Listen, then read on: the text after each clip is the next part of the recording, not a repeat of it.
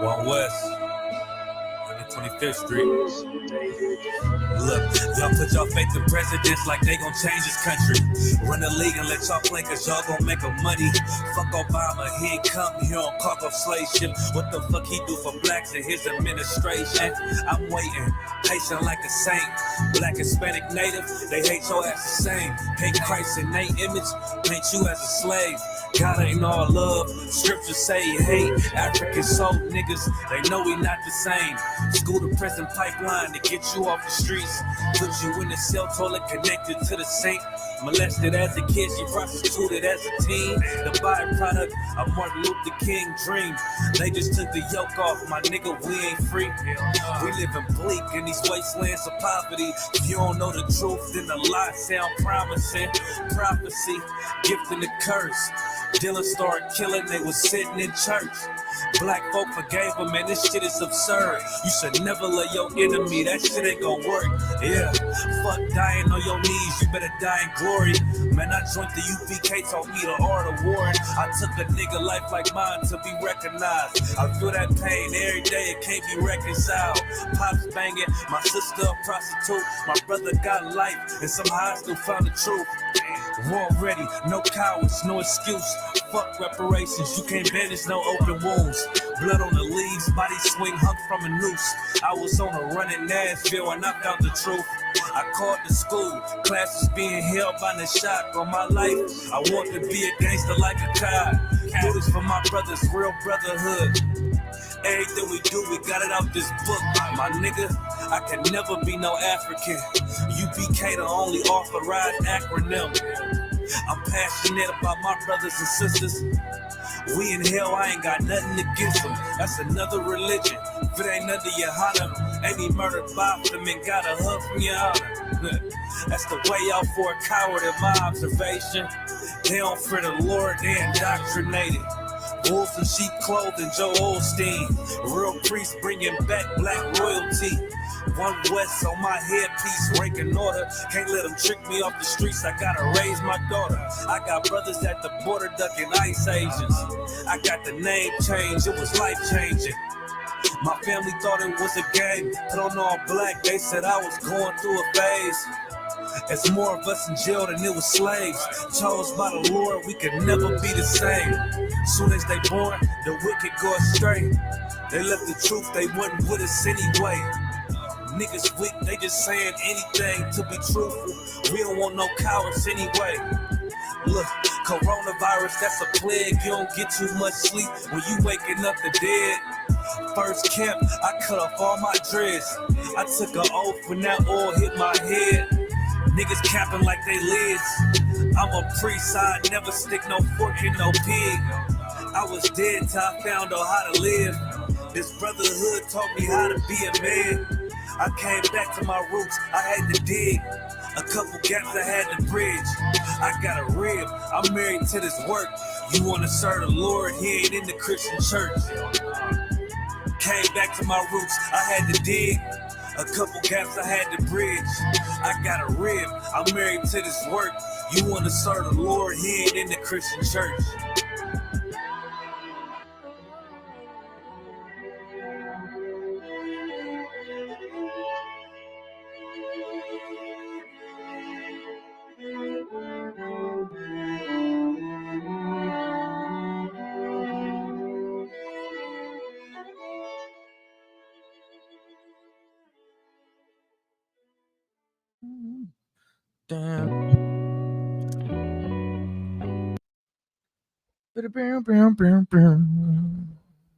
That's how it sounds in my head. I don't know. Welcome, everybody. This is Cross the Line Radio. I am your host for the evening, Captain Kataza. You understand? Cross the Line Radio every single Thursday. We've been holding it down for years on end. A lot of y'all may or may not know this. Our other channel is down right now. So make sure that you tell a friend to tell a friend to tell another friend where we are right now. I had to get back on Clubhouse and various other social medias because people were asking, where are you? We haven't seen you guys in a while. You know what I'm saying? Well, I say maybe y'all wasn't looking hard enough. You know what I'm saying? But we are live and direct as normal, as usual. Captain Nazariak, I believe, is teaching class right now out in Texas. You know what I'm saying? He's been on a world tour right now. He was just out in Atlanta on the I think he was kicking it with Tommy, and then after that he went on the Ugly Money podcast, and from there I think he did some other kind of mission and then went to Texas, and you know what I'm saying? He's on a world tour. I'm my man, and you know what I could do with the mic in my hand. Running. No, we were not. That is not where we were going. We were not. You should be a DJ though, because I could hear somewhat of a mashup. You know what I'm saying, with those bass lines. I'm not gonna hold you. You know what I'm saying. So shalom to everybody out here, seeker of truth. I'll answer your question in a second. Phone lines are wide open. I am opening the phone lines this week. Last week, we did the 12 tribe breakdown, the beginning of it, the introduction to it. I was supposed to do another one on Tuesday. If you have not caught it, Saturday, this upcoming Saturday, I'll be doing the second installment. We'll be going through a few more of the curse. So for any of you who don't know, you know what I'm saying? I did a lecture on the 12 tribe sign, and an entire breakdown with archaeology and the prophetic nature of it and anthropology and different historians. And we did that in 2018 in Chicago. You understand? Shout out to Captain Mawaquad. And since then, I put out a challenge. I said for anybody to refute any of the information that I put inside of that breakdown. And I haven't seen a stitch of anybody refute anything. Not a 30-second clip. 10 seconds, not an artifact, nothing. You know what I'm saying? But all y'all want to do is act as if what we say is not true, but none of you want to disprove it. I think that y'all let your emotions lead you rather than logic, rather than evidence. That's what y'all always say. You understand? Oh, y'all just believe. But then when we provide archaeological evidence, all of a sudden, you know what I'm saying, nobody got nothing to say.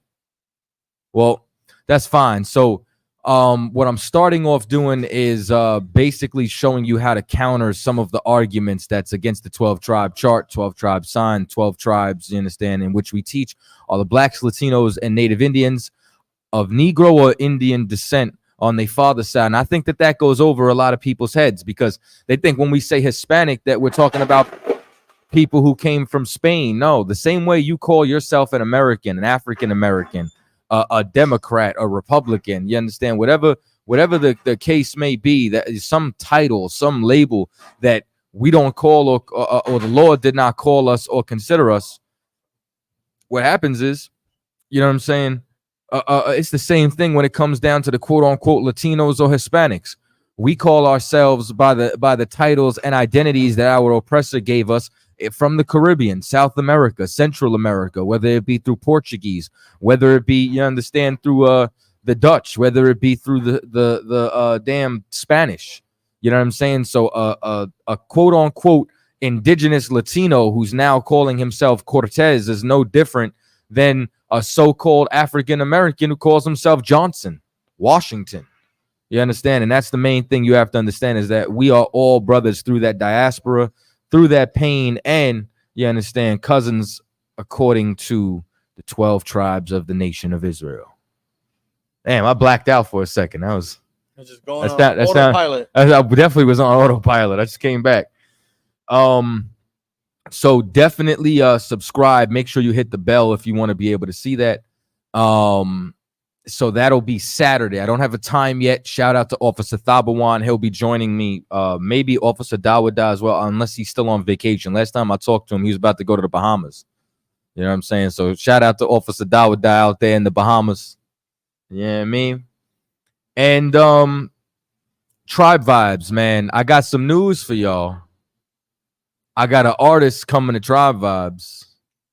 If y'all can guess who it is, I'll let you know who the next artist is that we're going to drop. And we just got a new artist. He's about to release some music on there as well by the name of Malakia. You know what I'm saying? Brothers got some fire. Tay dropped something new. Shar dropped something new. Barzal still dropped something new. You know what I'm saying? Make sure y'all check it out. And me and my main man, Natazab. Natazab was the one who was on the intro track, Unindoctrinated. We dropped the whole album on there. I produced about 90% of it. Shout out to Officer Malakwa for producing the intro. You know what I'm saying? Tribe Vibes is, for those of you who don't know, is our version of Spotify. We have our own streaming service. So people always ask me, how can we support? How can we support the music? How can we support? If you want to support your brothers, if you want to support your sisters, if you want to support the music, get yourself a subscription to Tribe Vibes.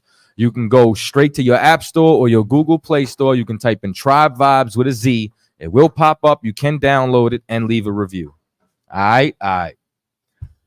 That being said, we got anything else? What's up, Ashar? Commanding General Johanna will be in Chicago Friday on the Round Table of Truth. Ooh-wee. Round Table of Truth. Commanding General Johanna finna be out here. You know what I'm saying? And once again, shout out my man with the javelin, baby. Javelin. With the javelin. I told you, I don't rock Nike. Well, I'm not gonna say I don't rock it because I still got a couple in the closet. So let me rewind that one right there. You know what I'm saying? I don't buy no more Nike track suits. I rock javelin. You feel me? And once again, that's what we supposed to do. Support your brothers and sisters. If you got a vendor, you know what I'm saying? Make sure y'all buy Mamaz. Make sure y'all buy javelin. Make sure y'all buy Carl Gas. Make sure that y'all support. Otherwise, I don't want to hear none of y'all talk about Black Wall Street. You know what I'm saying?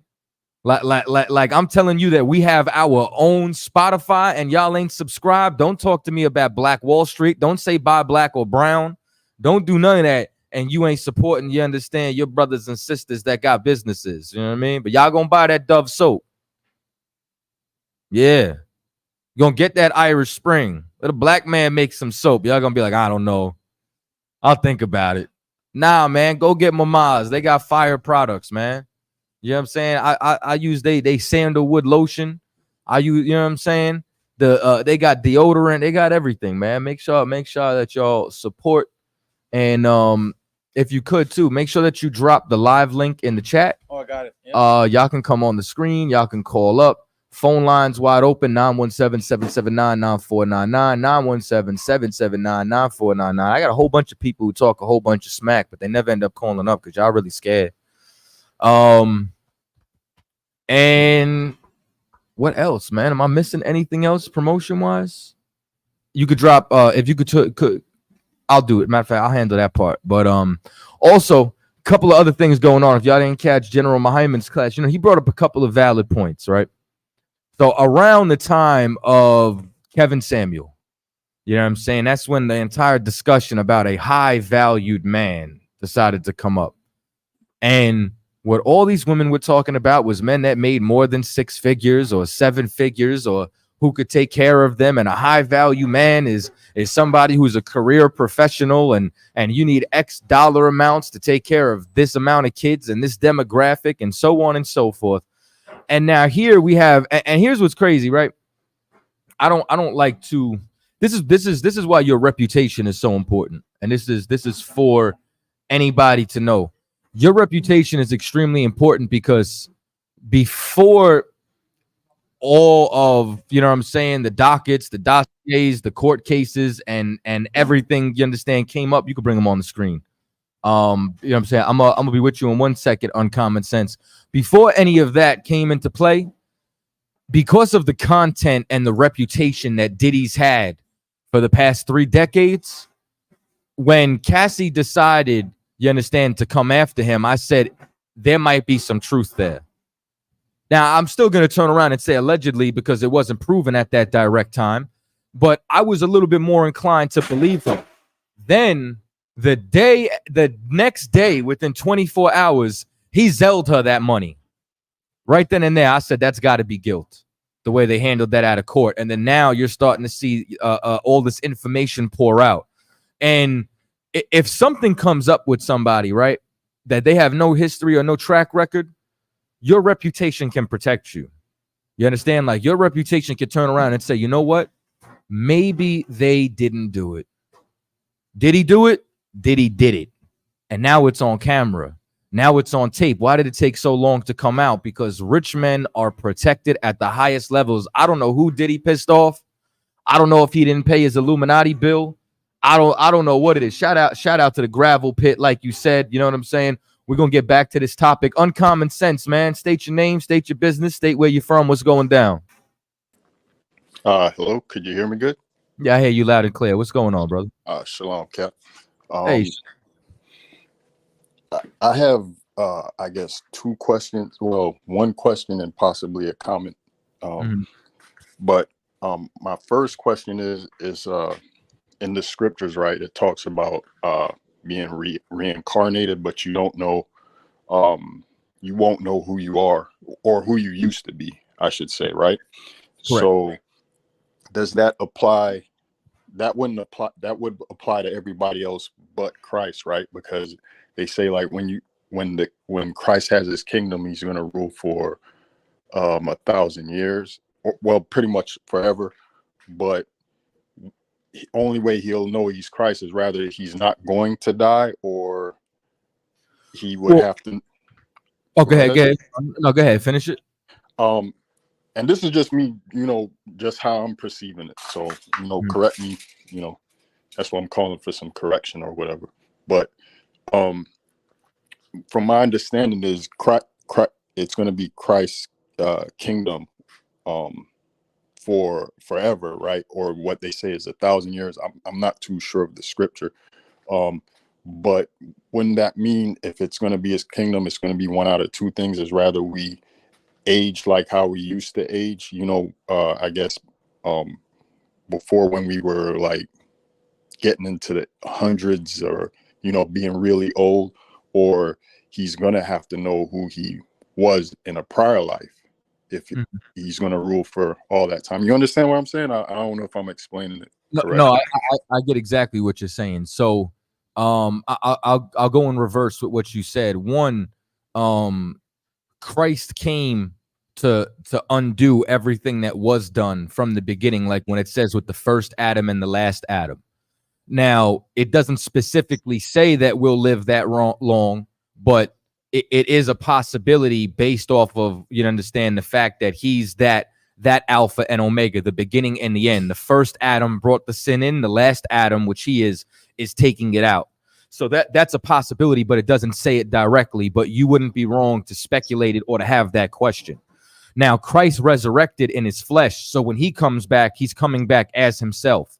He doesn't have to be regenerated. He's already been regenerated. He's already been resurrected in that capacity. Now, as far as us recycling in the earth, we know Christ was here 5 times as far as his spirit inside of different flesh, inside of different vessels. The reason why we know it is because the scriptures tells us. We don't personally have a memory. We don't personally know who we were in a past life. You know what I'm saying? The only reason why we know who Christ was, or the only reason why we know John was Elijah, is because the scripture says it. So without that scriptural reference, you understand, we wouldn't know. Are you aware of the 5, you understand, I guess, for lack of a better term, carnations of Christ? Um, yes. Was it Melchizedek, Adam, um, Solomon? Am I? Yep, correct. I'm not. Hey, Cap. I'm following y'all, but I ain't. You know what I mean? No, you cool. I'm not asking you like it's a test, or I'm asking you more so from, I'm just trying to gauge where you're at, so that this way I know how much to add to it, or to kind of just answer your question in totality. I remember like you guys mentioning his reincarnate. I just don't know all of them off of the top of my head. Well, listen, you did pretty good. You know what I'm saying? Adam was the first one. Melchizedek was an appearance. Isaac was another one. Solomon, and then he was Yahushua Mashiach, as far as, you know what I'm saying, our king, the anointed one.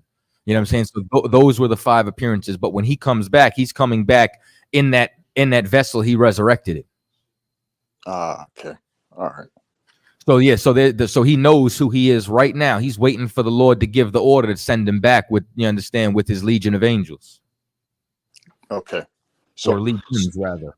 so technically, just so I understand this right, we kind of it would only be very presumptive or presumptuous of us to actually say, okay, well, we'll live for how long we used to live before, back in the days of Adam and stuff.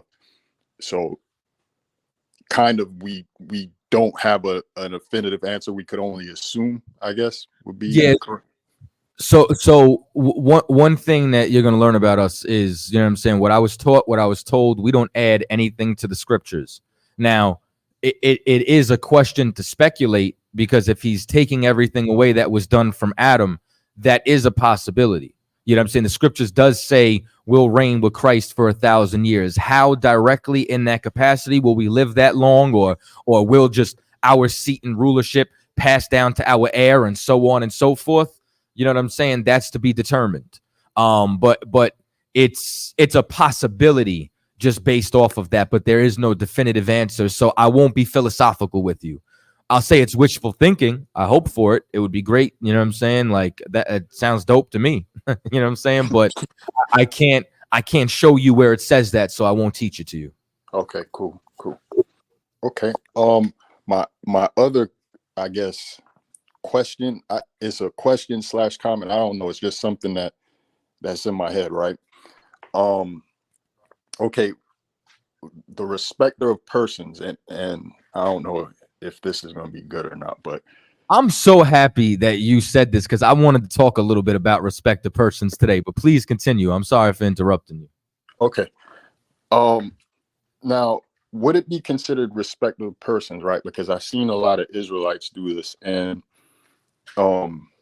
it, for somebody like me who's like following you guys, trying to get this knowledge and stuff of the truth, like before I even got to you guys, like there, I guess to cut it short, from an outsider's point of view, when we see Israelites, everybody thinks that y'all are all connected, kind of like them dress wearing Muslims. If you had a Muslim that was wearing a dress, say in LA, and say he goes to New York and he sees another Muslim wearing that dress, he'll probably, they'll probably have people will probably say, okay, well, they're affiliated with each other, right? So from a worldly look, so like trying to even just the fact of even getting to solely focus on what you guys are teaching, there's a lot of like noise out there and stuff, right?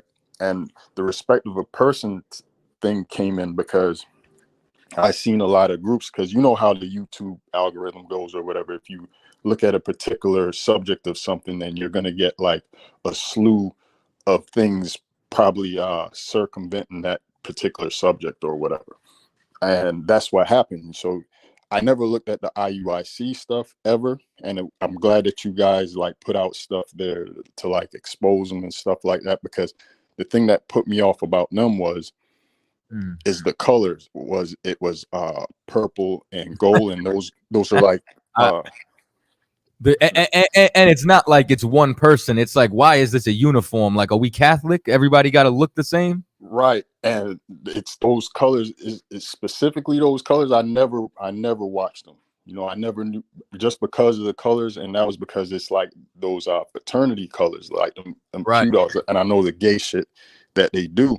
So I was like, nah, I already. But there were other groups out there, and I was like, okay, well, they all must say the same thing. And after a long time now, I realized that you guys aren't saying the same thing. But what I noticed is that the respect of a person thing that I was talking about is like, I don't know if this would apply to it, but for when they describe like Israelites are scattered all over the globe and everything, I understand that, because I remember, I believe it was you or Captain Tazariak said, like Dennis Rodman has a lot of brothers and sisters out there in Vietnam, I believe it was. So, and I understood that, it's being scattered all over the globe. Right. But when it comes to Africa, is like, I noticed like certain individuals, or certain groups, they still have that romanticism for it, because they'll say, okay, well, we're not African, i.e. Hamites. And I understand that's the correct terminology for it. But if they were to talk about saying, oh, well, we're not Asians, they don't say, well, we're not like, I guess, what is it, Moab? They wouldn't say, oh, well, not Moab or not. They don't throw that little caveat in there. And I want to know, like, why is that specifically? Okay. For a couple of reasons, right? And it's a good question. because one, it's easier to differentiate a Asian and a so-called African American than it is for people who still got the world over their eyes in comparison to a quote unquote African American and African.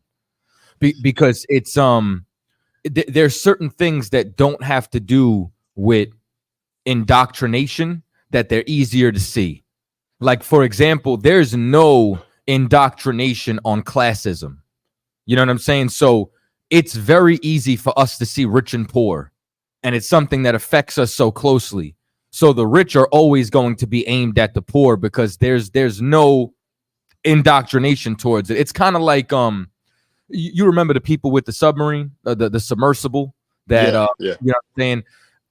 I've never seen so many people galvanized against a particular group of people, and race started to come out where people would say, wasn't no black people on the sub, wasn't no Latinos on the sub. Oh, y'all running out of air? Don't worry, it'll trickle down.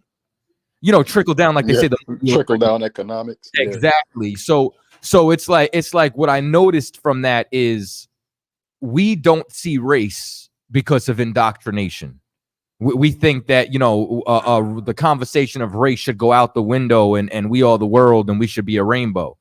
But because there's no indoctrination on classism, we can see that very vividly. And the poor do not respect the rich inside of situations like that. But we've been indoctrinated with the idea that quote unquote African Americans come from Africa. That's where your family is. You have propaganda like Ancestry.com, connect to your people. When I seen a cat swab a damn lizard and send it in, and the lizard came from Africa. You know what I'm saying? Right. So because of that, our people have an affinity there for two reasons. One, the propaganda pushing towards it, and two, because we're trying to hide ourselves among the garden. Like when Adam and Eve, right, when they went and covered themselves in fig leaves, you know, why does you know what I'm saying, a sniper wear the camo nets?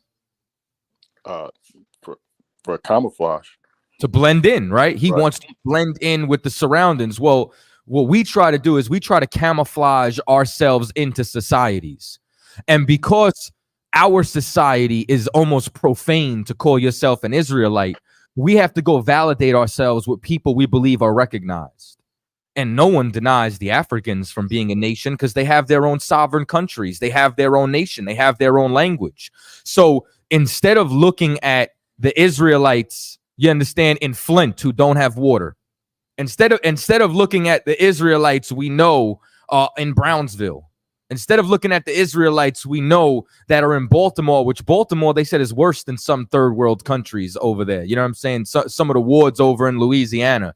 You know what I'm saying? Like, we're so impoverished over here. Nobody looks at us, but they want to go find some kente cloth wearing, you understand, African slave trader and connect them to Israel, some lost tribe on the other end of the world, when the bulk of our captivity is here.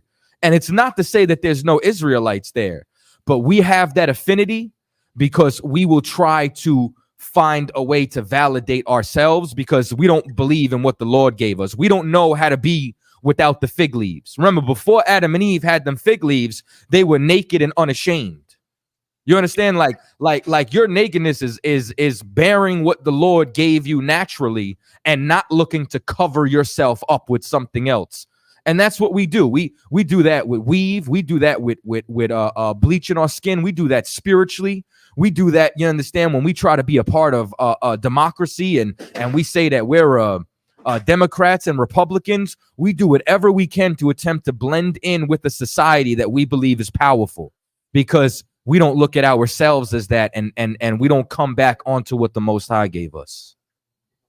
See, I agree with that. So my question is, and you answered it perfectly, but does that still apply to particular like Israelites also? Would you say, like, people that already have gotten, I guess, the knowledge of being an Israelite, do you think that applies to them? And just before you answer, I was an individual that called you a while back, and I was asking about, like, you know, the attire and stuff, and I asked about why certain groups, why it looked like they're wearing dashikis and shit. And the reason why I'm asking this is because I it's like, does that apply to them? Like your answer that you just gave, would that apply to them also? You know, because they still I guess romanticize Africa, or they want to be a part of that. Now that's where the respect to persons comes in. So I'm on this new app right now. I was on Clubhouse, and there was a young brother from another Israelite group who I was teaching, and he said, man, he's like, you got a lot of information on the Northern Kingdom. We're on this app, and hey, Shalom, Yishabrak, you out too? Yishabrak Thumb. Lord be with y'all. Get them safe. So what happens is I go over there. It's similar to the Clubhouse. We're having a conversation, and in the conversation, you know what I'm saying, a topic like this came up where they asked, like, it was basically along the lines of, why is the UPK so divisive? And I said, well, one, we have to protect our reputation because we don't want to be associated with those that unalive Joy Morgan. We don't want to be associated with those who say you could sexually abuse 12-year-old girls. You know what I'm saying? We have to protect ourselves from people who are using the banner of being an Israelite but not living it properly. And the people that you mentioned, if they're going over there, they have false preconceived notions or a false doctrine. And what I said to them is, I had a question, right? One of them brought up interracial marriage and said, yeah, I can't get down with an Israelite group who says you could sleep with heathens. And then I said, well, they're not in the truth. And all of a sudden it was like, oh man, we can't say that. And I said, y'all have a respect of persons. I said, you look at somebody and you believe that because they have a title that they're correct and you can't speak against them. I said, is there interracial marriage in the church? They said, absolutely. I said, so I can speak against them and they don't have the truth. Correct. I said, is sleeping with a heathen the truth? They said, no.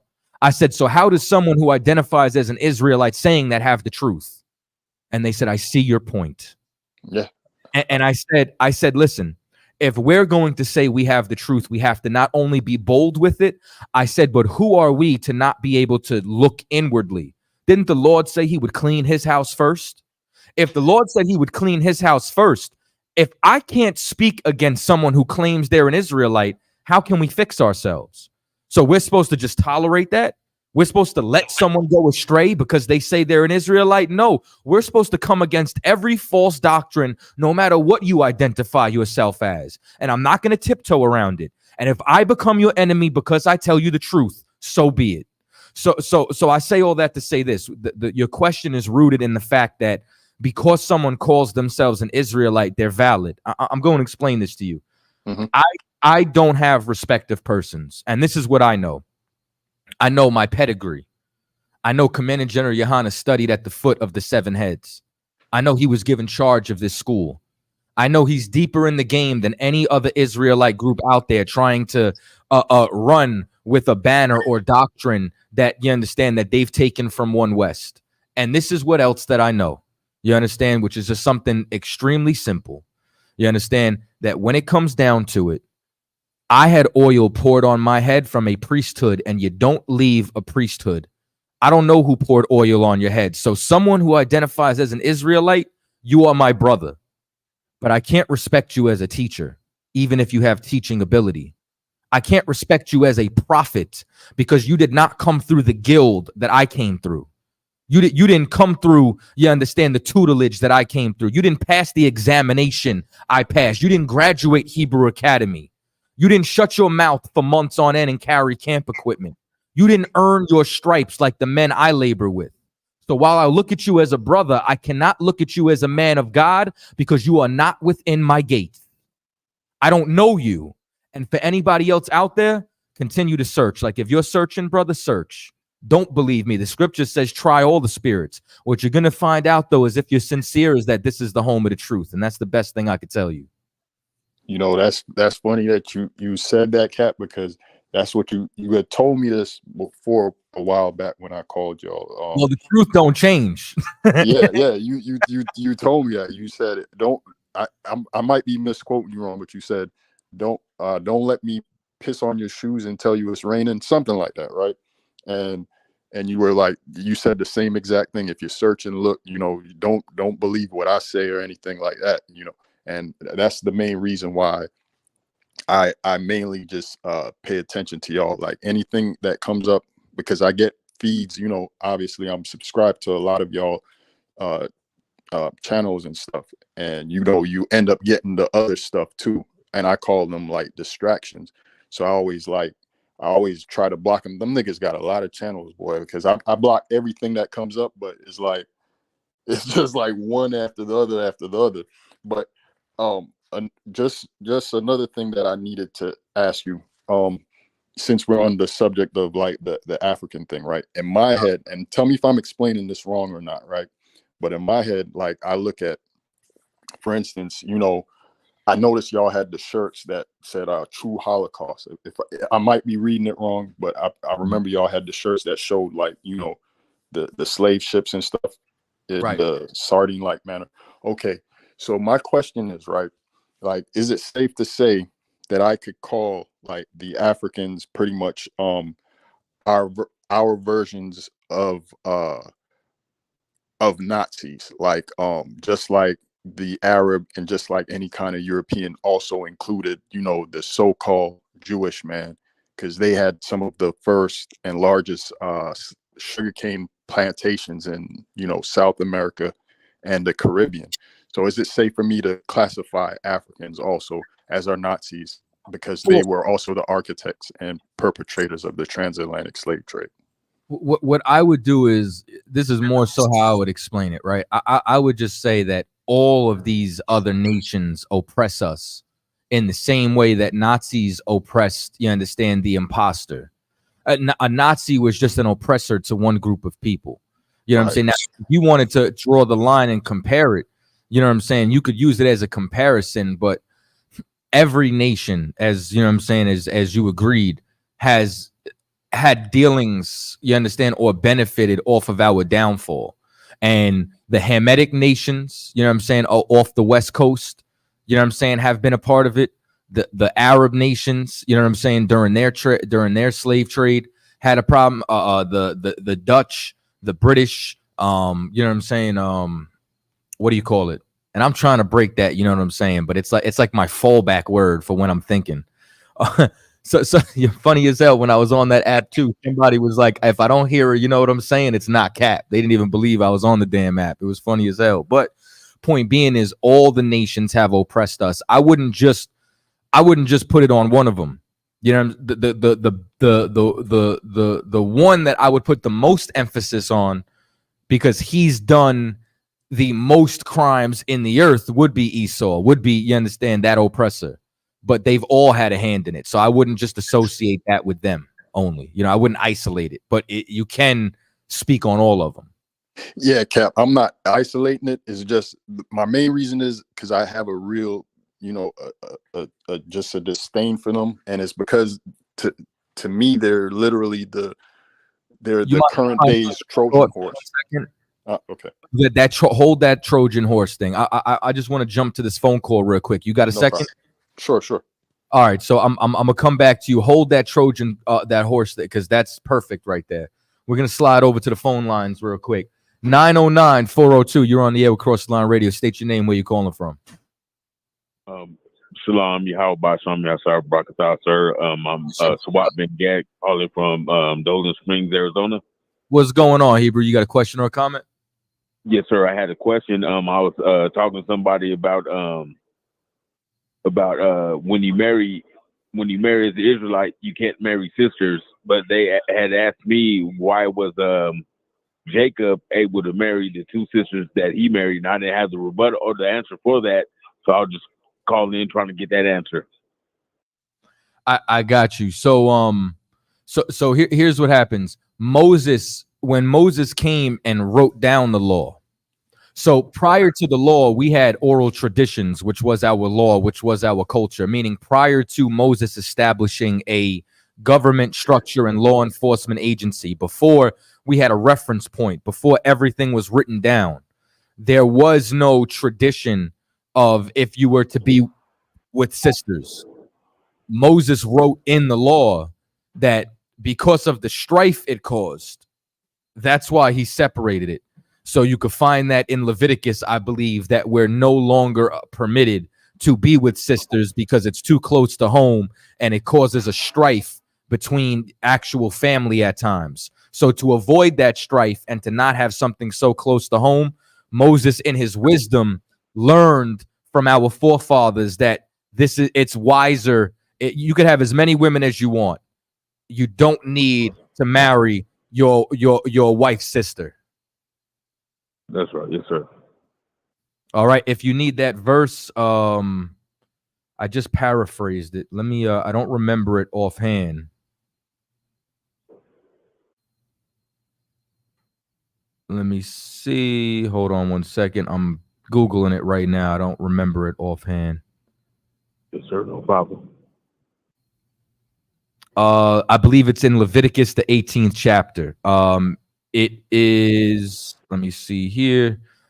It says, neither shalt thou take a wife to her sister to vex her, to uncover her nakedness besides the other in her lifetime. So when you read that vexation was the vexation that happened between Leah and Rachel. So because of that vexation, Moses looked back at our forefathers, because what was written aforetime was written for our learning, and he put that inside of the law. Yes, sir. Thank you so much. Hey, no sweat. That's it? Yes, sir. Yes, sir. All right, shalom and shabbat. Shalom, Yahweh Shalom, Yahweh, Yahweh, I brought that. No sweats, so take your time with it. You know what I'm saying? Y'all don't got to say it as fast as us. All right. Yes, sir. All right, shalom and shabbat. All right, let's go back to uncommon sense. So I believe you said Trojan horse. That's where we left off at. Bust that down again. Okay, so like with Africans, right? This is my own personal animus towards them, right? Because when coming up, they say, yeah, black people, you are Africans, and all this, and the trope behind it, you were in Africa, and then you got stolen from Africa and brought over to the Caribbean, South Americas, and North America and stuff like that. But to me, now that I know what our identity is, I see them as that Trojan horse, that modern day Trojan horse, and then they're here, and they try to assimilate our culture, even with their music. They stealing shit from the Caribbean, dance hall stuff, or even the way they're trying to dress. And that's not just them, but that's other cultures. But I specifically have a disdain for them because they get to skate underneath the radar, because even for them so-called Pan-Africanists out there and stuff like that, they'll be out here asking for like reparations and that bullshit. But, and I'm not saying it's bullshit. I understand, I get it, but don't hold your breath for it. But they'll ask for reparations, but they seem to just leave out the Africans, and they don't ever mention like the I'll say the essay, sexual, because I don't want to say nothing to mess up the show or whatever, but the essay, the sex trafficking, also the torture, murder, and stuff like that. It didn't happen once they sold us to the Europeans. It started with the Africans. They had us, like when they had us in prison before, like they make it seem like pretty much when we got sold by Africans, it's like, oh yeah, the white man pulls up with his boat and he's like, hey, I need about 50 Negroes, and they just go out there and they like catch us right then, like to order or something, you know what I mean? Like they catch us to order, and they kept us confined and in prison and starved us and tortured us and all that shit before we even got on the ships to do even more of that. So I hate the fact that they skate by and you have people talking about go to Ghana and all this bullshit, and it annoys me to no end. And the fact is, I'll round it off with this. Like when I was coming up, thinking that I would see these motherfuckers on National Geographic, right? And I would be like, man, the bitches are fucking hideous. And to myself, right, to me, I was like, I was feeling bad because I'm like, damn, how could I say this about my You own? could bring him up on the screen. I'm sorry to interrupt. I'm just saying he could bring the other brother up on the screen. Brother, we'll get to your question in 1 second, Gilberto. All right. Yeah, brother. And I was like saying, damn, how, you know, I was like, these are some disgusting looking motherfuckers. They're really disgusting. And I was like, man, how could I say this about my own? Because I never felt, you know, connected to them in any way, shape, or form. You know what I mean? But according to what we were taught, that's who we are. And I was like, damn, I must be on some bullshit because of me thinking that, you know. And come to find out, you know, after coming across y'all and stuff, that we weren't. That was such a huge relief for me, to be honest. And I never got to actually be around Africans per se in person until like later on in my life, where I actually was able to actually even smell them. And I was like, fuck, man, I ain't never got so mad. I never wanted to fight somebody for how they smelled before in my life, bro. But it was like, yeah, bro, like I'm not even like that, you know. I'm not even like that. I try not to, you know what I mean, I'm not like that. But that day, bro, it was just like, yo, I was so tight, man. But yeah, that's my thing. So they did all that to us. Even the so-called Pan-Africanists, they never asked these fools for reparations. You know what I mean? And Yeah, that's that Trojan horse thing. It's kind of weird. That's why I said the whole Nazi thing. Like, you know, they could come to our HBCUs and benefit off of that, but they're the reasons why we pretty much had to build them and stuff like that. You know, so. I think with what you're saying is definitely true, because I think that there's a great evil taking place right now, like on a, you know, witchcraft level, since I've seen it more and more since the Wakanda Forever movies came out. Yeah. And from there, they've kind of tried to give Black people this nationalistic idea of going back to Africa, Ghana opening up their doors. And even did you see Snowfall, the show? Okay, Cap. Uh-huh. I started watching that, but that's why I said I have this thing now, man. Like if there's Africans in it, like really, I can't even watch it.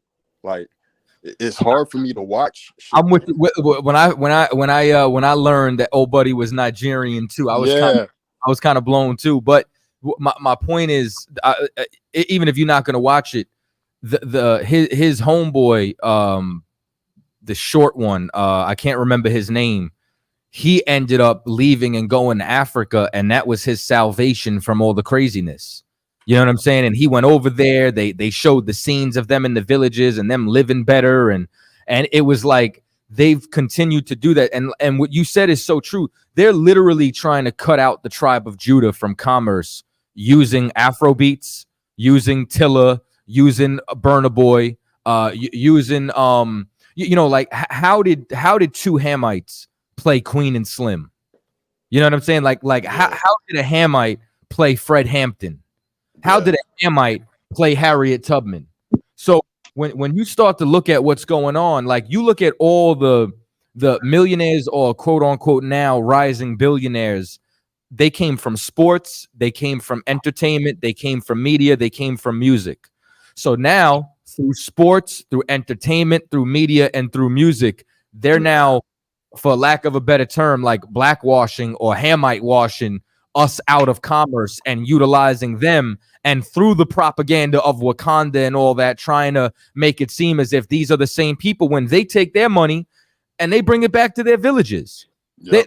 They go build wells over in Africa and bring water over in Africa. They don't try to clean Flint's water.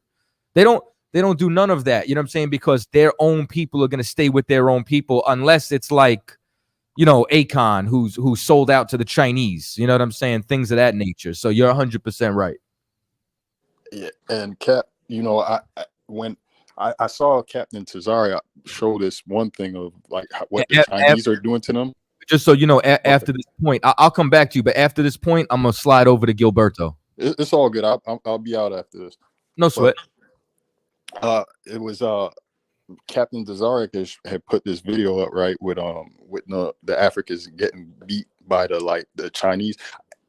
For me, it brings so much joy to my heart just hearing them getting tore up over there by the Chinese. I have no type of remorse for them, you know what I mean? And I'm not gonna lie, I remember back in the day when they had apartheid and blood diamonds and all that stuff, and I wish I was old enough and had enough money that I would be able to cop stuff like. Am I wrong for that? Because I don't feel that. For which part specifically? Like, I wish that there was apartheid back over there and that they had them blood diamond mines back over there. I would want to buy jewelry from that and buy whatever that apartheid shit. I mean, like, I want to see them get tore the fuck up. Pretty much is my. Listen, you'd be wrong if it was by your hand. I understand that you want justice. You know what I'm saying? Basically, you want everyone else to be able to feel your pain because they don't identify with ours. And listen, this is what I tell everybody, right? Like I talk to certain brothers, and a brother turn around and say, "Man, I agree with so much, but I just don't want to hate." And I got to turn around and tell them, "Listen, I'm not requiring you to hate. I'm requiring you to love. Learn how to love your people. And there's going to come a time where you're going to learn what real love is, and you will hate anything that comes up against your real love. The hate will just come natural." You know what I'm saying? So you sound like a man who really loves his people. Oppression makes the wise man mad. You know what I'm saying? So you're a brother who's growing in wisdom. So now you're starting to become angry at the condition, and you're not only angry at the condition, you're not only angry at the symptoms, you're angry at the cause of the disease, at the root of it. Appreciate that, Cap, and I appreciate you answering all my questions as usual. You know, well, most high in Christ, brother. You know what I'm saying? But listen, if you want to hang out for a minute, it's fine. I'm a slide back over to Gilberto, and then you know what I'm saying. If you want to stay, you're more than welcome to. I appreciate it, but I'm gonna cut out. I'll be watching from my phone. No sweat. It was good rapping with you, Ak. All right, shalom. All right, shalom. You sure worked out. Gilberto, what's up, bro? You got a question or a comment? Yes, I have a question. How you doing, bro? Hey, not bad. Yourself? Yeah, I'm gonna have a question on starting a Hebrew Israelite camp, and I just want to know what's the requirement to start the camp. To start a camp, where are you located? I'm in New York City. I just want to know how I can start it. Do I have to master the Bible first? Do I have to join a camp, or how do I get started to create one? This is what you do. You come join the ISUPK, and we'll teach you. I'm not going to sanction you to go do your own thing. I don't know what the hell you're doing. I report to Commanding General Yohana. And guess what? So does the camp in Boston. So does the camp in Florida. So does the camp in the UK. So does the camp in the Caribbean. So if you want to learn how to do this job, you come to class. All right. Thank you so much. What part of New York you located in? I'm in the Bronx. Well, we're in Harlem, so you come to 2279 3rd Avenue, and you come to class. You know what I'm saying? All right. Thank you. No sweat. Shalom. They be wanting the Krabby Patty secret formula, like they like plankton. You know what I'm saying? It was. I seen this picture. There was somebody knocking at the door. Yeah, it was like show y'all. Oh, okay. Paratazar, if you wouldn't mind. So what happens is I seen the picture of Space Jam, right? And you know like when the Monstars is around the basketball and it's glowing and it's got the talent inside of it and they go to put their hand on it. So I put fake Israelites above and then I put UPK videos on the basketball because that's what it is. Like y'all watch Captain Zaryak, you watch Cyanetta, you watch the UPK. You know what I'm saying? You take the breakdowns and then you guys come battle us. I'll never understand it in my life. You know what I mean? And here's what blows my mind, right? Like what blows my mind is these Israel. Like, do you know what I heard that the Lavender Lads teach? They teach that if you join an Israelite camp, and you leave, your name would be blotted out the book of life. That's crazy. So this is what I want to know. If Nate was in the UPK, if he left to go to the house of David, if he was in another group that failed and then started the IUIC, he's been in 3 groups. Was his name blotted out 3 times? Like, is this what y'all are telling me? Like, you'll watch a group, right? Like, and this is what I had to tell these brothers the other day. I got boots older than some of these Israelite groups. You understand? Matter of fact, hold on, let me show you something.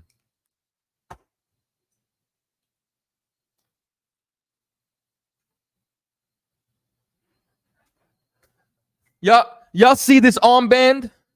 This armband is older than every Israelite group that's out there besides the UPK. You understand? Like, this armband goes back to 1992. I have armbands older than all of your Israelite groups. And what happens is, if somebody leaves your camp, y'all are going to say that they left the truth. But then when the UPK says all y'all left the truth, you guys are villains. You guys are terrible. They beat bitches. Like, y'all will slander us, lie, do anything that you can, man, when they're committing adultery in your camp. You understand? When Joy Morgan got unalived. Like, come on, man. I don't want to hear none of that. What are you doing? That popped into my head What when are you you- pulled that out. This. Nah. You know what I mean? But once again, the phone lines are wide open, 917-779-9499. Y'all are more than welcome to be able to, you know what I'm saying, come up on screen, Gab. If I may, we're taking phone calls for mentally healthy people. So, you know. You're gonna Oh call. yeah. Tyrone, you know what I'm saying? I seen you calling, but I told you months ago that I won't entertain you and your mental illness. I think that you need a psych evaluation. And I think that not only do you need a psych evaluation, but you need medicine. You know what's crazy? In me talking about fake Israelite groups, we lost 20 live viewers. So I guess the shoe fits. If the boot fits, I'm a size 10.5 wide if anybody was interested. But yeah, Tyrone, I'm not gonna entertain you, bro. I think you need medicine. I think you're mentally ill. And I'm not interested in getting views or, you know, people ha-haing because you have mental illness. You know what I'm saying? I think that, you know, you've suffered some traumatic events, and as a result, you've smoked yourself retarded, and you know what I'm saying, to cope with all your traumas. And now, you know what I'm saying? Hold on. Somebody said mentally ill, a fool will let a man have rank over him. Did not Christ establish rank amongst his men? Did not he say, Peter, you're going to be in charge? Wasn't Christ over people? Wasn't Christ over people, and he's a Moses, man? Why do y'all talk Joshua. about, you know what I'm saying? Yeah, that's what I'm saying. Moses was over everybody. Like, was Moses a giraffe? Moses was a man. King David, King Saul. It's incredible. Matter of fact, do me a favor, because this is what annoys him the most. Put him in timeout. I don't even block him. I put him in timeout. Now you got to wait 5 minutes. It's my evil laugh. What were we talking about before all that? Because that brother actually had some good questions. We're talking about getting into the whole did he do it? Did he do it? Did it? No, did he? You know what I'm saying? And General Muhammad brought out a couple of points to me that was incredible, right? One, what was worse, what he did to Cassie, or the fact, you understand, that he's been a purveyor of schmut to our people for years? Like y'all realize, like, Biggie wrote the 10 crack commandments, right? Like, everybody knows the commandments comes from the scriptures, but he wrote commandments for how to sell crack to people who look just like him, to blacks, Latinos, and Native Indians over there on Fulton Street.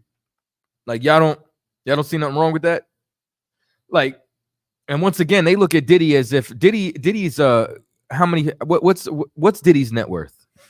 Around over 750 million. Over $750 million. This was supposed to be a high value man. This is somebody who is able, you understand, he can buy islands if he wants to. A private island. Oh, hold up. All right, we got another call. I got to interrupt this breakdown. 337-940. You're on the air with Cross the Line Radio. State your name. Do it again. Shalom. Oh. Not you, brother. Over here. Yeah. Oh. Go ahead, Salakia. I'm sorry, brother. State your name. Where you calling from? Hold on, me or somebody else? No, I'm talking to you, brother. I'm back. Oh, okay, this Arthur from Louisiana. I'm calling. I got two scriptures I need help with. Okay, maybe I can help you. All right. I wanted to get like the understanding of Mark chapter 8, verse 34 and 36. Mark what?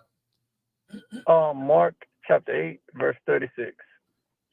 Mark chapter. I can read it. I got it right here. I just want to get there with you. I want to put eyes on it, but you can read it for sure. Verse 36. I got you. Mm-hmm. Yes, sir. So this Mark 8, 36. For what shall it profit a man if he shall gain the whole world and lose his soul? You want to know about this? Yes, sir. And I got another one in Mark 12 also. Brother, that goes right in hand with Diddy. You understand? Like that's crazy. The allegations that are levied against Diddy is a man who has lost his soul. Like you gotta think about what you could do with $750 million. You know what I'm saying? Like, do you think you'd ever have to worry about, you understand, defaulting on a credit card? No, sir. Do you think you'd ever go to a restaurant and you'd have to worry about not being able to pay the bill? No, sir. Would you ever worry about a mortgage payment? I won't never have to worry about anything, really. You could live anywhere that you want. You can gain the world, but at what cost? Dealing with Harvey Weinstein. You know what I'm saying? At having parties. You understand? Like they talking about Diddy parties being, you understand, the epitome of sexual deviancy. You know what I'm saying? They said that Diddy is responsible for the unaliving of Biggie and Pac. That this is the allegations levied against him. That Biggie was going to leave Bad Boy Entertainment for a better deal. Mm-hmm. So as a result, so that Diddy would continue to own his publishing, he took him out and would be able to make way more money. He gained the world, but you unalived a person who was supposed to be your brother. You understand? Right. What cost is it to you to gain the world? For you to put that type of stain on your soul, for you to lose who you are, for you to become a sexual deviant? You can't sell your soul, and sell your soul is not sitting down with somebody and signing a contract. It's going against your spirit. Like, you got to look at selling your soul as think about it like this, right? If you're a quote unquote fentanyl addict, heroin addict, right? Right. The heroin owns you. And you'll do anything to get that heroin. You understand? And it owns you. It doesn't own you monetarily like it paid for you. That's who you report you. You sold yourself, gave yourself, work for that heroin. And like you said, you'll do anything for it. That's selling your soul. If you sell something, you've exchanged ownership. That item, that person, that thing rules over you. It's now your authority. It's now your master. What's the other scripture? Unless you needed more clarity. Yeah, thank you. No, it's perfect. Because like you said, everybody be sitting down thinking that you signed a deal, and that's how you sell your soul. You did great. Matthew chapter 12, verse 31. Matthew chapter 12. Let me get there with you. Matthew chapter 12 and 31. Go ahead. Wherefore I say unto you, all matter of sin and blasphemy shall be forgiven unto men, but the blasphemy against the Holy Ghost shall not be forgiven unto men. So, I just want to know, like, what is blasphemy of the Holy Ghost? Blaspheming the Holy Spirit is two things. I'll give you a form of it. You ever see a pastor heal somebody and they're not really healing the person? Like they get up out of a wheelchair, but the person was faking it. Right. Perfect example, the Book of Clarence. But yes, so in the Book of Clarence, they were faking those miracles, much like pastors do today. Clarence, when he faked those miracles, he was blaspheming the Holy Spirit. Now, let me give you the reverse. The reverse is seeing a man with the Holy Spirit do the work of God and then calling it the work of devils. Wow. Those things won't be forgiven, meaning Christ's sacrifice doesn't cover that. You will be judged for that. There's going to be a judgment. Because when I was a Christian, I didn't believe what the pastor was doing, and they're like, "Yeah, you won't never be forgiven," because I was saying they lied, they're liars. Yeah, so it's one thing for you to teach a false doctrine. It's another thing for you to witness a miracle and then deny that it is the act or will of God. And then it's another thing to fake a miracle and say that it is the act or will of God. Those things can't be forgiven because you're now stealing somebody's hope. You understand? You're now robbing somebody of actually connecting with the Most High. You're putting yourself in place of what the Most High should really do. And now these people are following a liar instead of serving the Lord. And the Lord is not going to tolerate that. Yeah, but that was all I wanted to know. Tawada, Cap. You know, I've been I'm not listening, but I've been talking to the guy in New Orleans a lot. You know, and I see you follow me on Instagram now, so Tawada for that also. No sweat. You know what I'm saying? I mean, all people got to do is message me and get familiar. You know what I'm saying? And okay, what's up? Oh yeah, I'm gonna message you. Yeah. No doubt. I'm available. Good night. Hey, no sweat. Shalom. You should work though. Shalom. Let's we got another caller on the line. 267-888. You're on the air with Cross the Line Radio. State your name, where you calling from.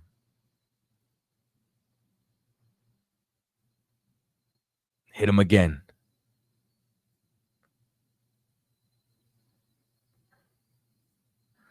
Two 267-888. You're on the air with Cross the Line Radio. State your name, where you calling from.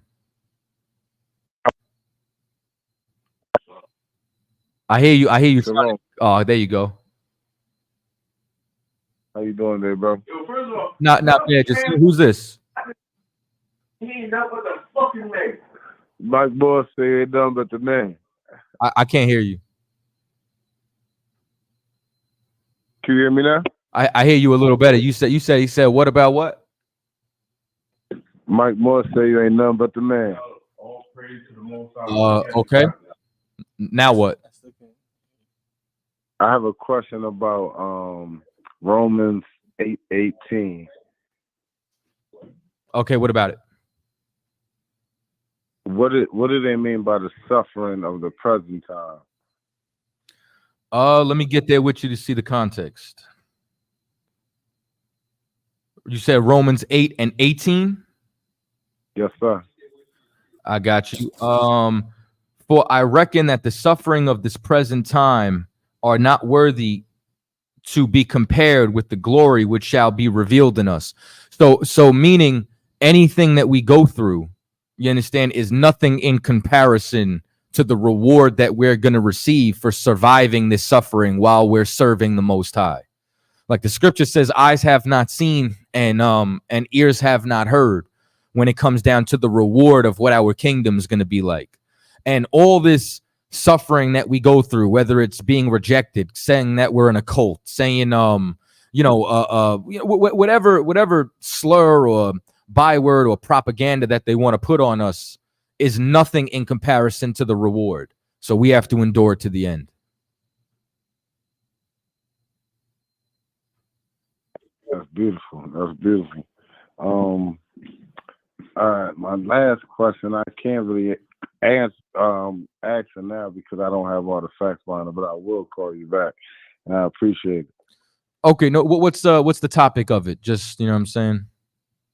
Because I was watching this bull. Smoke weed. Come on, man, cut it out. Smoke weed. I was watching this bull talking about these what they call them? What the hell they called, man? The acolytes or some shit like that. Where it was aliens, and he said Jesus might have been. Well, I'm Shalaki. Yahweh Shah might have been half alien because his mother was a. Oh my God, you've been watching Billy Carson. Is that his name? The black boy? Hell yeah, man. That cat is a fool. Because he was saying stuff like it was missing parts of the Bible, and like it was a book in Matthew that just stopped and you can't find it. And another question I had was the Apocrypha before Yahweh Shah, after Yahweh Shah. It was like I got so many questions, but I'm just trying to. I got you. Well, I'll help you out. I'll go in reverse order. The Apocrypha is the history before Yahweh Shah came on the scene. So it's a part of the Old Testament. Like you have, the Exodus, you have the time of Judges, you have the time of King David and Solomon's rulership. We went into Assyrian captivity, the kingdom split. You have Babylonian captivity, and then the Maccabees is inside the Apocrypha, and that's speaking of the time of how Jerusalem became up under Roman rulership. So that was our persecution under the Greeks and the Romans. So the Maccabees kind of explains the political climate leading up into the time of Christ. So that happened beforehand. Now, with what you're talking about with Billy Carson is complete foolishness, because he believes, you understand, Christ because of Mary and how she was able to give birth to him without a father. All that's bullshit, bro. Christ's father was Joseph. What people try to describe about the Bible is not true. The babies come from two people having sex, and Christ, if his father was not from the house of David, could not be the king or the Messiah, because David is the royal bloodline and Joseph was of the house of David. If not for Joseph, Christ could not be king, because he's a descendant of David, and that's the fulfillment of the prophecy. So he has no idea what he's talking about. He's trying to create a religion without rules and knowledge, so that people who are attracted to what seems like hidden knowledge will follow him, because he's a charlatan. Wow. Okay. So because I've been, just scrolling through things, and the amen and amen and all this other stuff. It was crazy. Listen, I'll walk with you. So here's another thing too. Amen and Amun, while they might have similarities in pronunciation, are two completely different languages. Hebrew is a Shemitic language. The Medunetta is a Hamitic language. There's a deity who is called Amun, but that has nothing to do with Amun inside of the Hebrew language. There's several languages where words could sound the same. Like if I said kissas, it sounds like I'm saying kiss ass, right? Right. That means perhaps in Spanish. You can't write quizás and think it's kiss ass just because they sound similar. Linguistically, they have two different definitions and they're slightly pronounced differently. But people, this is what happens, man. People get high, they watch YouTube, and then they hear things that sound familiar. Like it's like they used to say that about Isis, Ra, and El, and say that's Israel. But Israel isn't pronounced Israel in Hebrew. That's an English translation. In the same way, Isis, Ra, and El is not how it originally would be pronounced inside the Medunetta. These are all transliterations. So when you compare them in their ancestral tongue and the actual pronunciation, they sound nothing like it. But, we're the type of people who say, the library is where they bury their lies. Tell lie vision. They're telling your vision lies. And we say, man, that's deep. That's deep. When it's bullshit, man. Right.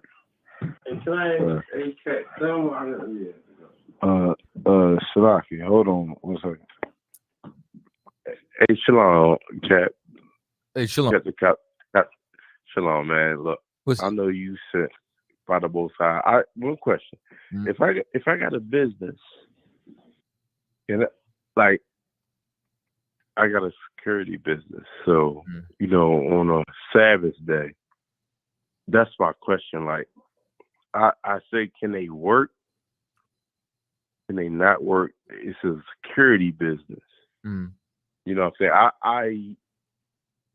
I heard before I need counsel on that, but what do you say about if somebody told you get counsel on that, call your camp leader for counsel on it. So what? So the reason why I'm saying that is because you were already given an answer.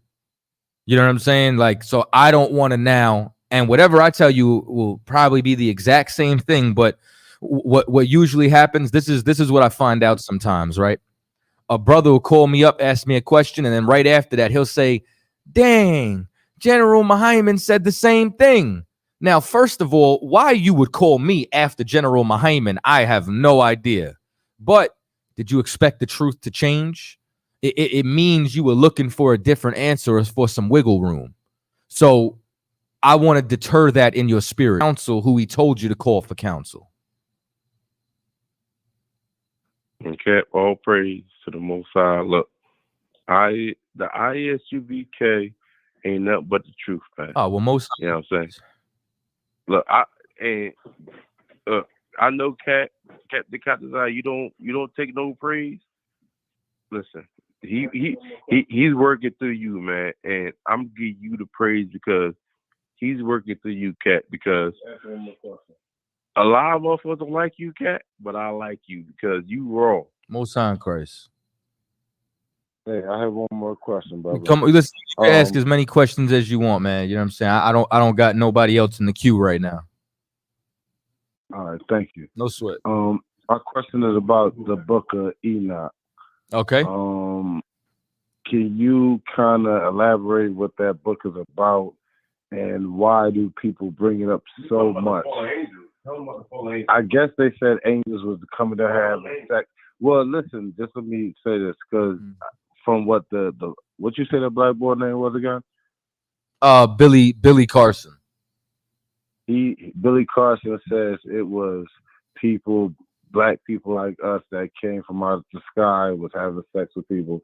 And then other people were telling me the book of Enoch was about angels coming from the sky and having sex with people.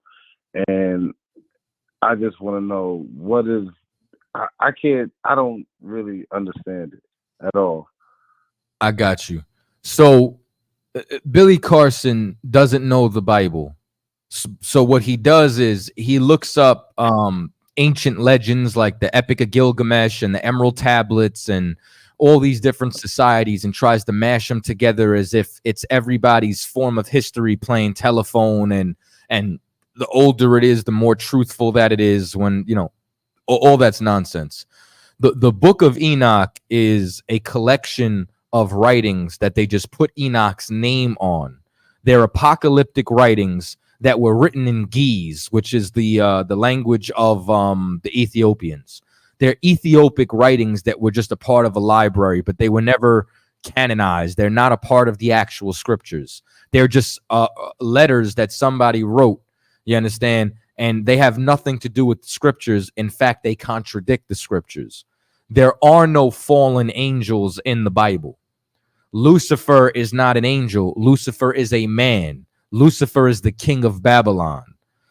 Our people have learned the Bible from another race of people. I'll give you another example, and then I'll get back to the fallen angels. When you read in the garden about a snake talking, the snake was a man. See, our oppressor is a carnal man. They don't understand spiritual things. You know, what's another name for a snitch? Rat. Yeah, well, a rat. Right. Yeah. You know what I'm saying? What's another name for 12 or 50 or police? Pigs. You see, we find animals attributes and we put them on people in certain situations when we don't respect them. A rat will do anything to save its own life. A pig is a disgusting animal who does not act according, you understand, to things that are of decency. Well, a snake is somebody you can't trust. The snake in the garden was a man. And that's why by the time you get to Revelations, that snake grew into a dragon, and that dragon is the so-called white man's nations today, meaning it used to be small, like a garden snake. Now it's got military might and firepower. It drops nuclear warheads like Hiroshima and Nagasaki. It breathes fire.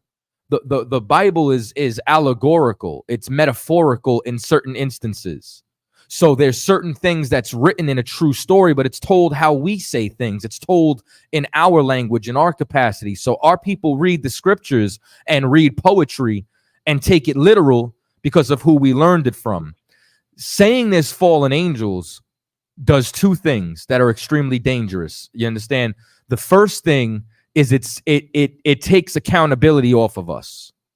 You know what I'm saying? It really does three things. But I'm going to start with this. It takes accountability off of us in the sense of angels sinned. How could we obey God? Now it gives us a license to sin. The second thing that it does is instead of us looking at the devil in the earth as our oppressor, as you understand, as Darren Wilson, the police officer who murdered Mike Brown, as Pantaleo, the police officer who unalived Eric Garner, instead of us looking at another nation as our enemy, we're now looking for aliens. When's the last time you seen an alien put a black man in a chokehold? When's the last time you seen an angel come in the flesh and whoop your ass half to death?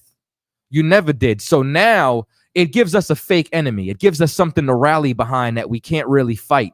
And it takes away from the real battle that we have going on right here, because it's easy to, say the Illuminati is your enemy. It's easy to say alien in another dimension is your enemy. It's easy to say Nibiru is your enemy. It's a lot harder to fight the person who's putting cocaine in your neighborhood. The third thing that it does is it now disrespects God.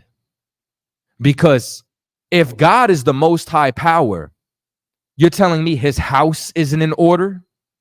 You're telling me the angel that he created could rump with him? Nah, it don't work like that. You mean to tell me that the most high power of all does not ask you to have your house in order, but his house isn't in order?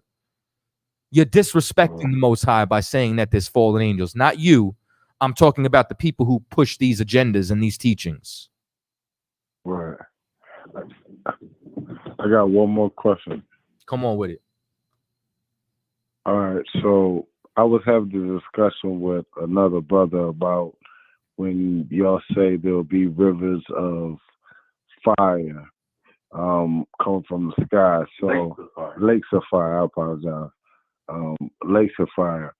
When y'all say that, my argument was, why would God need somebody to shoot things out the air when we have lakes of fire on earth now, such as volcanoes, such as the sun, such as all of that? Like, if God wanted to destroy the world, why wouldn't he just send shards of the sun out here to destroy half of the world with the lava? Why wouldn't he just blow up the volcanoes and have Hawaii under the sea, or China, or have it's 1,500 volcanoes under the ground and over the ground? Why wouldn't he just blow them up?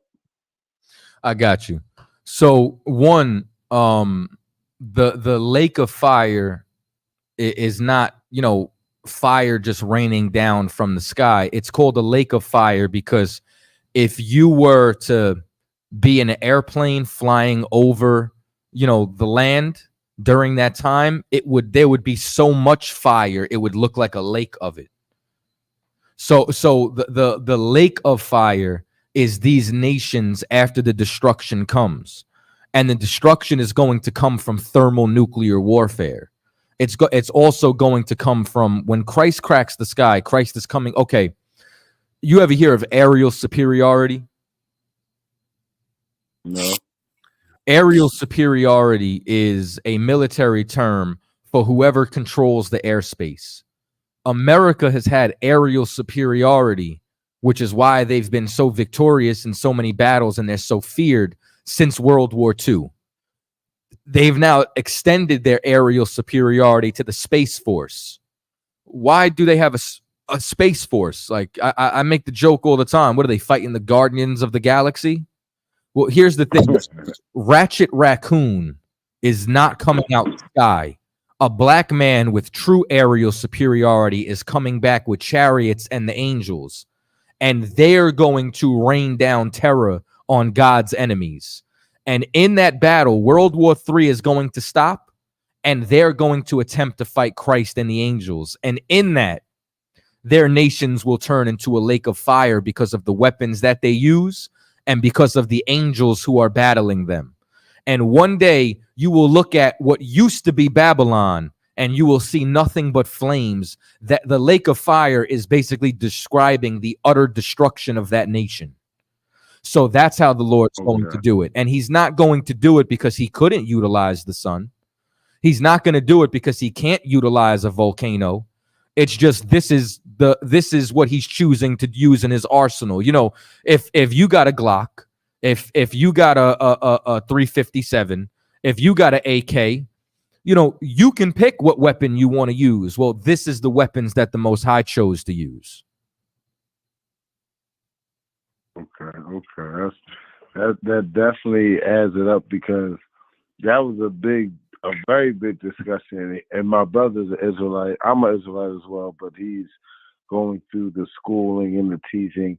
And you know, when you get that thrive or that love of something, you can be very strong-minded and very strong-willed, as you brothers are when you're on the streets. And as a brother that's trying to learn, that has no quarrel with it, I can say that it kind of comes off a little bit strong for brothers that just want to learn. It's not. He said gay. He said gay. Hold on. I want to hear what he got to say.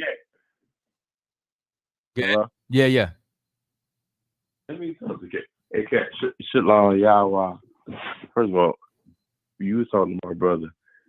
He's talking about these purple bowls out on the street corners. Yeah, okay. Yeah. But and I tell him no affiliation. Yeah, that's what I was saying. Look, Cat is a different breed. Yep. Cat. Sure. No, I ain't talking about when Cat, hold on, let me talk to Cat. Cat, you a different breed. Well, most of the price. Everybody know you. Listen, you're a different breed, Cat. But you're not Cat. You like you said. I listened to Cat. He said, I don't want to be no general Muhammad story. I don't want to be no Captain Cotton story. You know what I'm saying? And it trickled down. You know what I'm saying? It trickled down because Captain Cotton is not a friendly person. He's not look, he'll tell you the truth. Hold up, be quiet. He'll tell you the truth. If you take it, you take it or not. I know Captain Cotton. He's not. Listen, he's not. When Christ walked this earth, he wasn't no friendly person. Christ ain't had nowhere to live. Captain Cotton, he's not a friendly person. I fuck with Captain Cotton. He had nowhere to live, but he got into everybody's house. So he has to be friendly. Excuse me. He pissed. Hey, no, I got you, brother. But I'm just saying, man. Like, do y'all have a question for it or concerning it? I do. I have one more question. I appreciate your kind words, brother. You know what I'm saying? But you know, I'm just, you know, I'm like what you said, man. I'm just about business. You know what I mean? Look, I appreciate it. One thing. We need a question, bro. My question to Captain Tazak is Katazak. You said Tazak like 12 times. All right, Katazak. My last question to Captain is this. When we talk about the whole black unity thing and bringing Mexicans and black brothers together, I totally support that. But I live in Philadelphia. My question to you is, do we go with the whole faction of, hey, black young man, I want you to defend yourself. I want you to be strong. I want you to be a leader. I don't want you to be a pushover. I want you to stand on your own too.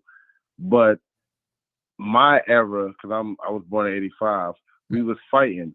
This era is murder. How do a brother that's trying to learn and trying to teach people about God also protect the youth or have them protect themselves without going against God's will? Because that I really fight with that. I fight with trying to teach them about God or preach to them about God, but also have them protect themselves. What can I do to kind of cross that barrier? Well, the beauty of this is we're not Christians, so we fully believe in self-defense. You know what I'm saying? Christ himself told his disciples, you know what I'm saying, if you don't have a sword, sell your garment and get one. You understand now? You know, back then, you know what I'm saying, that there was no hammer. You know what I'm saying? Which you had was a sword.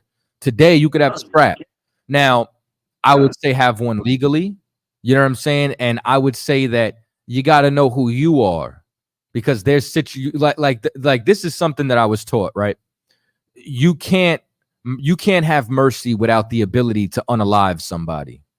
You understand? And if you're someone who's unmerciful, you should not have a firearm, because you don't have the discrepancy in order to use it, because you might now use it when you don't need to. And if you want to learn that self-discipline, if you want to learn self-defense, if you want to learn how to not only diffuse a situation, but know when to give mercy and when not to, know when you should defend yourself, and you understand, and not to say you shouldn't defend yourself, but when you could avoid a situation, you should come inside the ISUPK, because we have Hebrew Academy and we train brothers in, 8 months of self-defense and hand-to-hand combat. So when it comes down to the youth, we not Christians. You go and you find me a gangbanger. You go and you find me somebody who's repping his block, whatever the case may be, and I could turn him into a man of God. And I could turn him into somebody who will take that same weapon he would have used against his brother and defend his people with it. So let me ask you a question. What if you got a brother in a situation where he took a gun off another brother, but he's a felon and he has to go to jail because of the fact that he's a felon, but he took the gun off the young man? That is the truth. What I would say is, I would say call for counsel as to not say anything incriminating, on a live broadcast, you know what I'm saying? So that this way I'd be able to know in full detail, or whoever you call for counsel in full detail, on what to do inside of the situation. Now, unfortunately, because some of our people are living crooked, there's repercussions that come with it. You know what I'm saying? However, with what you're talking about, it sounds like an ongoing investigation, and I wouldn't want you to air anything out over the air concerning that. You get what I'm saying? That's fine. Hold on. You got one more question. All praise, cat. Like, all praise, cat. So you answered every question that we need to be answered. You know what I'm saying? Because I like you, cat, because you raw. Most high in Christ. No. You raw, cat. I ain't got no more questions. No doubt. Well, listen, man, I appreciate y'all calling up. You know what I'm saying? Both y'all, if you're not already, should be in class. If y'all got any questions, like, or you need counsel, like I said, y'all in Philly, man, y'all got the generals out there. You got Cap McCod. Make sure y'all call them up. You know what I'm saying? Get your counsel. We in the Philadelphia area. Well, you already know, man. We got a school in Upper Darby. We've been there. We'll keep going. Stay there. All right. Yo, we know the people in Philly, because the journals, they come to Philly. You know what I'm saying? Johanna, you know what I'm saying? Commanding General Johanna. Yeah, we see them in Philly, man. But we gotta be on that game, man. I ain't on my game, but you know what I'm saying? I appreciate the talk, though. We sure. I gotta be better. No doubt. Well, listen, we all got to do better. I'm trying to do better myself, but I only know one place to learn how to do that, and that's here. You know what I'm saying? And so I definitely appreciate the call. You know what I'm saying? Y'all can call up anytime, but you know what I mean? Get in class. Yes, sir. Shalom, man. Hey, Shalom, yo. Shabrak thumb. All right, next caller. Your Quatazar, what's up? It's Shalom. It's Shabrak Da. What's happening, Hebrew? Hey, shalom, sir. Yahaba Hashem Yashabaragatha. This priest and officer, Yaquatsa, in the city of Buffalo, under the leadership of Commander Jenny Hanna. How you doing, sir? Most High in Christ. What's going on, brother? You got a question or a comment? I got some outstanding news, if I may, sir. Next month, June 14th, Friday, from 12 o'clock noon p.m. till 3 o'clock noon p.m. The ISUBK will be having a food, clothing donation downtown Buffalo at the intersection of Broadway and Ellicott Street, if I may, sir. And later on in that day, from 7 o'clock p.m. till 9 o'clock p.m., there will be a class teaching from the ISUBK at the Delavan Grider Community Center on the street of Delamish Street in Moselle, sir. Okay, Most High in Christ. I appreciate you promoting that, brother. And as many of y'all out there that heard this brother's voice, show up and show out. You heard? And Salakia, one more event, sir. And tomorrow on the Salakia, on the next day, June 15th, that Saturday, Commanding Jenny Hanna will partake in the Buffalo's Juneteenth in Martin Luther King Jr. Park, aka BK Humboldt Park, at the intersection of Best Street and Fillmore Street. And the event starts from 10 a.m. till 7 p.m. And after that event, we're gonna go to a all-black restaurant to grab food there. And Lord allow, after that though, we're gonna head out to either the Niagara Falls casino and do a little bit of gambling. So if the brothers, any Black, Latino, Native American Indian would like to partake in these events, we will really appreciate that, sir. Most High in Christ. Lord willing, we'll see you there. Yes, sir. All right, shalom. Shabrak Da. Yahaba Hashem Yashka. All right. 504-383. You're on the air with Crossline Radio. State your name, where you calling from. Hey, Shalom. My name is Jacob, and I'm calling from Detroit. Hey, shalom, Jacob. What's going on? You got a question or a comment? Yeah, I got a question. And first off, I want to say, I respect everything you brothers do. Mm-hmm. You know what I'm saying? Y'all push the truth, and y'all push at a high level. My question, I'm just a concerned citizen or concerned brother of the nation. You know what I'm saying? And okay. I just heard you say something very powerful. You said you'll turn a crip or you'll turn a gang member into a brother of the Lord. But what I'm saying though is, so why for us that know the commandments, right? I'm talking about for all the leaders. I know you can't speak for everybody. I won't even want you to speak for all the camp leaders or nothing. We know the commandments, bro. We know what time we in right now. We'll argue with each other. We'll make videos about each other. Like, my question to you as a leader, I view you as a leader.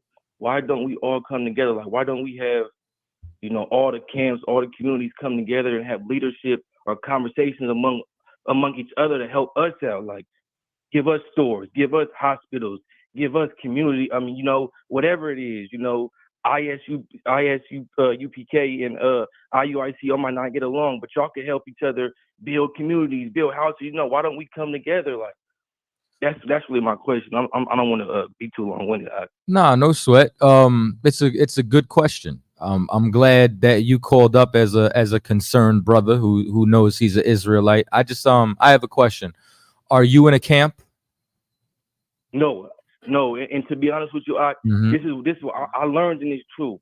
Like, cause I don't want to, I don't want to even go that far, but I come from a certain environment.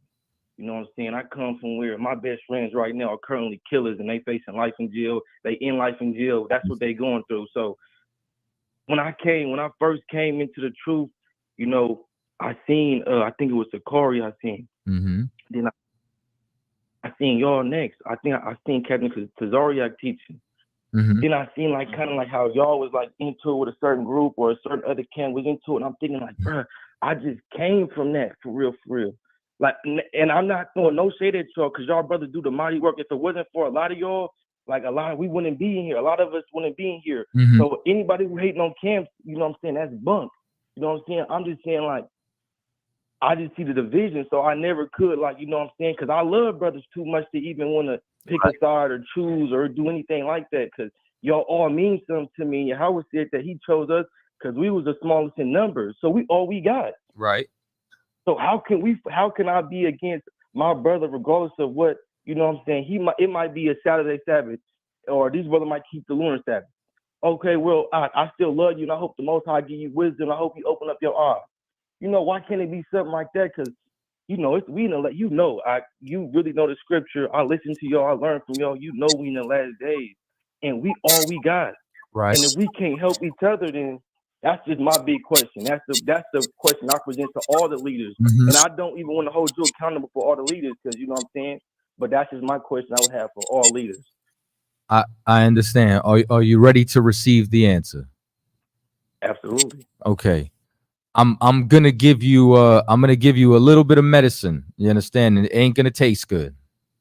Are you still willing to receive the answer? Absolutely. All right. The problem that you see, unfortunately, you're a part of it. Okay. And the reason why I say that you're a part of it is because you're concerned about unity in the nation. Yes. And you haven't joined any brothers. You're an individualite. And you're on the outside looking in, trying to understand why it looks like there's division or trying to understand the division. And when the problem is you haven't taken the necessary steps to join somebody, because it's very convenient to watch someone on YouTube and admire them. It's very different when now that person is your elder and he's checking you. It's different. It's very easy to, you know, watch a class or from home. It's a lot different to drive through rush hour traffic to get there on time after leaving work or slavery and then sit inside that seat after you're tired all day. It's very different when you have to check in, when you have to report, when you have to travel to different cities, because so many people want knowledge. But what they don't want is the sacrifice, the pain, and the discipline that comes with, you understand, with this work. So what you're saying, you understand, you yourself haven't done because you haven't unified with anybody, and that's a part of the problem. Now, to take it off of you, we have extended the invite to everybody to sit at the table. We have invited everybody to our Passover and all of our events. Sakari said they were coming to the Passover, and they never showed up. Excuse me. I don't even want to cause that type of, you feel me? I don't want, you know what I'm saying? It's not. I know that you brothers reach out. You're not. But this is what I'm trying to explain to you. If there is any division that's out there, you have to call them and say, Commandant General Yohana, Captain Tazariah, Captain Kataza have all said, come and sit at the table and let's iron out our differences. Why haven't you? And because I agree. And because they haven't, I have to speak against our differences. If somebody teaches something against what I've been taught, I don't have respect of person. So if it's a Muslim, if it's a Christian or an Israelite, I'm going to call it out because I'm a man of God and I stand on truth. Now, I don't mind not having a battle and sitting at a table and having a polite conversation about it. I don't mind ironing out the differences, but someone has to come sit at the table. Now, I've extended the invitation on behalf of Commandant General Yohana, and if they don't show up, it's time for you to go ask them, why don't you want unity? Because we do. You're absolutely right. I agree with you. And to your first point, if I'm going to respond, and I'm going to let you continue your class. To your first point, I agree with everything you said. As a matter of fact, I've seen Captain Zarya a couple of times on his channel extend the invite. So I'm not even going. I'm with you on that. I've seen that. But to your first point, you know how you said it's my responsibility. It's my responsibility. Unfortunately, I would disagree with you on that because I would say the Most High didn't put me in a responsibility. He didn't give me the leadership. He didn't give me that role. See, I'm just a student. I'm willing to follow the leader. You know what I'm saying? I'm willing to do that. But that's all I want to say on that first point. I'm not a leader or anything. You guys have that position, so it's easier. But as far as going out and spreading the truth, like I told you, my best friends is killers. Those are my best friends. Those who I talk to every day. So I'm trying to get them to really come into the truth. Like that's how I feel like I'm putting into the laying my brick down is by talking to the people I surround myself with. But to the further point, I just want to leave you with this, and you would know this better than me. King Saul and King David had an issue. You know what I'm saying? And they didn't agree. I believe it's in the book of Samuel. And the Amalekite, King Saul fell on his sword, and he asked the Amalekite to man, can you please come kill me? I'm not gonna make it. You can call it if I'm wrong or anything, correct me, please. But this is what I'm remembering. I'm just paraphrasing. The Amalekite brung King David the crown, and he brung him the headband. He gave it to him. He like, here you the king. And he like, how did you get this? And he like, well, King Saul fell on the sword, and I killed him. And he cried, he wept. Mind you, King Saul was trying to kill King David. You know what I'm saying? So no matter our differences, you know what I'm saying, I feel like I understand what you're saying. You did your part, and I appreciate you for saying that you did that, and I respect y'all for that. I'm just saying, as brothers, I feel like we really got to come together because King David killed that man. Even though he begged him to kill him, Saul was already going to die. You know, he came across his brother. So even though we have our differences, I feel like I don't see enough of us defending each other. Like brothers that get out there and defend Kyrie Irving and Kanye West, but not like that. Disrespectfully to them, but them brothers don't even keep the commandments. So we can't defend them when our brothers right over here, they really keep the commandments, even though we might disagree. Okay, cool, we disagree, but we're not going to speak down on y'all. We'll defend Kanye West, Kyrie Irving, all these brothers who don't even keep the commandments at all, and we'll defend them, go to bat for them, but tear each other down. That's just my feeling. But Salakia, I appreciate your time. Thank you for answering my question. I received your answer too. Just because I received it. I really received it. Well, if you really received, I've been going in reverse order this whole time, but this time I'm going to go with what you said initially and work my way down to your last comment. If you want to, what city are you in? Right now, I'm near Detroit. I'm like 20 minutes. I think it's called Ann Arbor. I'm really from the Bay Area originally, so I just recently moved to. Well, then, if you actually want to follow a leader, you should call the UPK in Detroit, and then you should go follow the leader over Detroit. You know what I'm saying? Okay. And the day that you do that is the day that I'll believe what you're saying, because now you put in work. You get what I'm saying? So if you want to do that, that's the first thing I would do. Salakia, I would just ask this question. Is that the only way you see me putting in work, is joining the camp? And that's no shot. I just want clarification. Is that the only way you could put it work? Because what if I say 4 of my brothers who was just finna go kill somebody tomorrow, and I tell them, hey, bro, look, the Most High with you. Now they start reading and they start with the woo. Do I have to just be a part of a camp? Because mind you, y'all, PK, IUIC, Sakari, none of y'all might not all have the same core principle beliefs, but y'all all keep the commandments. And each one of them, they're bringing in saints. Y'all, I could never knock y'all. Y'all brothers are powerful. You know what I'm saying? So that would be my question. Well, everybody has different beliefs. I'm sorry, Salakia. No sweat. Here's what I'm going to say, brother. The scripture says, how can ye teach except ye be sent? For you to be sent, somebody has to send you. Somebody ordained has to sanction you. You can go and you could be a vigilante if you want to. You can think that you're doing a good act, but that doesn't make you a priest. Because you teach something doesn't make you a teacher. Because you're able to suture a wound doesn't make you a doctor. You have to take a Hippocratic oath. You have to go to medical school. You haven't gone through that for you to be a priest and a prophet. What I'm talking about is sanctioned priests and prophets of the Lord. I'm talking about an office. I'm talking about a career. If you want that as a career, there's nowhere else to go. If you want to just go, share some knowledge, you can go share some knowledge, Jock, all you want. If you want to be an ordained priest or prophet, you show up to the school in Detroit. And now here's what I'm going to tell you about your misconception when it comes down to IUIC. This is what I know about the Bible. I know that the Bible says that no good tree can produce wicked fruit. And I know that no evil tree can produce good fruit. The fruit that I've seen produce, oh, no, brother, let me finish. No, brother. I don't want to. I don't want brother. I don't want to. I don't want to cause no discord. That's not what I'm here for. Let me finish my sentence. I did not interrupt you when I told you that I was going to give you some harsh medicine. Did I not? Nah, you're right. I just don't want to be. You know what I'm saying? You're not the source of it. You're not the source of Joy Morgan's death. Nathaniel is. You're not the source of Brother Titus's pain that one of his captains beat him half to death. Nathaniel is. You're not the source of the transvestite who was shot in the face inside. What city was it? Was it Kentucky or Memphis? One of them cities. You understand? Nathaniel is. I look at them and I see a whorehouse. I don't see men of God. If you see that, you have respect of persons. I prophesy against everybody. That's it.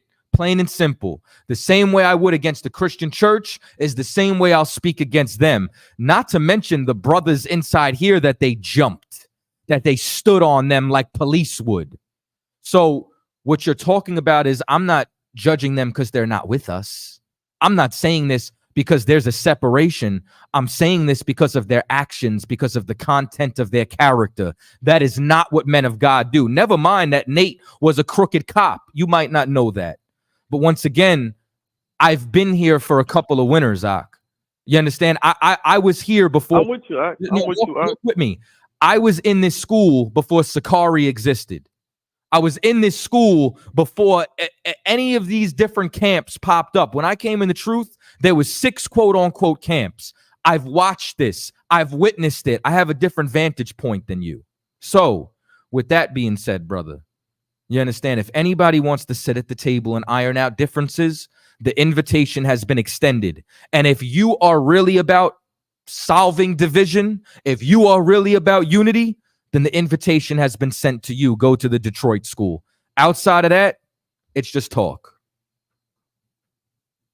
I appreciate that. That's what I'm saying. You know, once again, I appreciate your time. You know what I'm saying? I'm going to just, you know what I'm saying, leave you with this.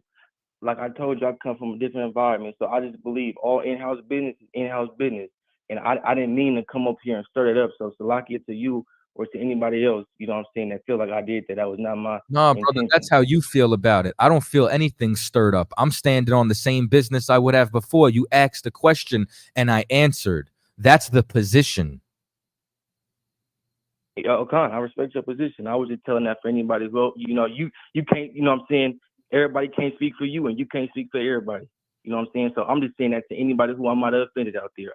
You know what I'm saying? So, like I said, I appreciate your time and I appreciate your invitation. And I'm going to pull up to the school in Detroit.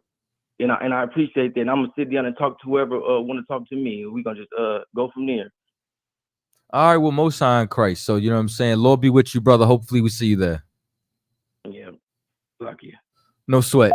And to, last thing before I close out, to that brother Judah, that's what they said about Christ. And when Christ said he was the only one with the truth, they picked up stones to stone him. Yeah. Hey, man, you know what I'm saying? We are the Israelite School of Universal and Practical Knowledge, started at 1 West 125th Street, Harlem, New York, under Commandant General Yohana, and we are not affiliated with any other Israelite group. Shalom.